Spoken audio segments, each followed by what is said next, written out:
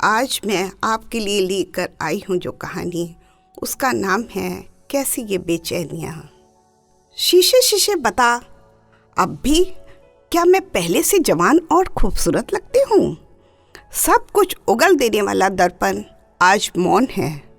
अलग अलग मुद्राएं बनाकर वह खुद को शीशे में एक बार फिर से निहारती है।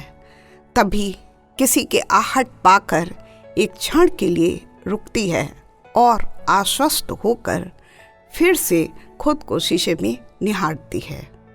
उसकी आंखों में एक ही सवाल है, बता शीशे बता। पर शीशा भी बड़ा ज्ञानी है। झूठ वो बोल नहीं सकता और सच बोलकर वो उसका मन नहीं दुखाना चाहता। तभी आंखों में उभर आए डार्क सर्कल देखकर वह बेचैन हो उठती है। तभी टेलीविजन पर नाचती अभिनेत्री को देखकर वो सोचती है, मुझसे तो यह उम्र में बड़ी ही होगी, तो फिर मैं बूढ़ी कैसे हो सकती हूँ। यह सोच अलमारी में रखी एंटी एजिंग क्रीम अपने चेहरे पर मलकर एक बार फिर से खुद को शीशे में निहारती है और गुनगुनाती हुई बाहर बनी खिड़की के पास आ खड़ी होती है। पहाड़ी पर से डूबते हुए सूरज को देखकर तभी उसके मन में ख्याल आता है कि डूबते सूरज में ज़रूर कुछ तो लावण्य होगा, तभी तो इतने सारे लोग उसे देखने के लिए यहाँ पर आते हैं। वह सोचती है, क्या सिर्फ एक आदमी के ना होने से औरत का कोई वजूद ही नहीं होता है।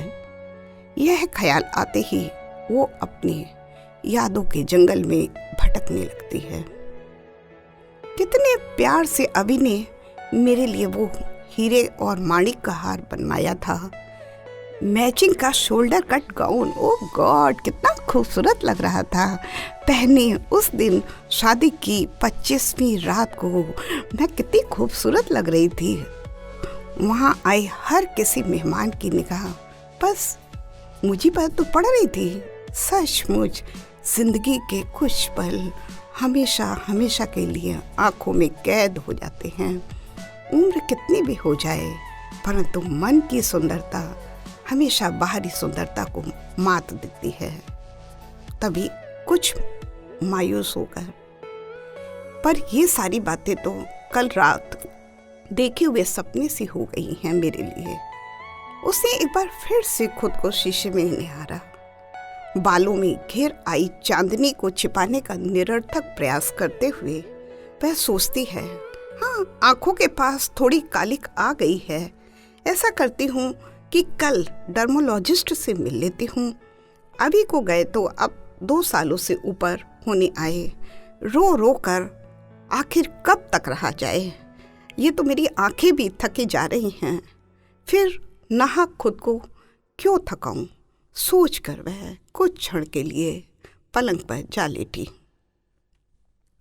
उससे अकेलापन काटे नहीं कट रहा था। तभी उसने बगल में पड़े तकिए को अपनी बाहों में समेट लिया। अभी के जाने के बाद अब वही तो उसके जीवन का सच्चा साथी हो गया था। तभी उसके मन में कुछ ख्याल आया। उसने खुद को प्यार से शीशे में चूमा।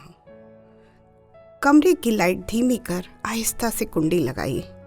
अब उसके हाथ में वही लाल गाउन था और गले में जगमगाता नेकलेस। यादों के खजाने के खुलते ही होठों पर हल्की सी मुस्कुराहट आ गई और शीशे के सामने पहुंचकर अब वो मुस्कुरा रही थी।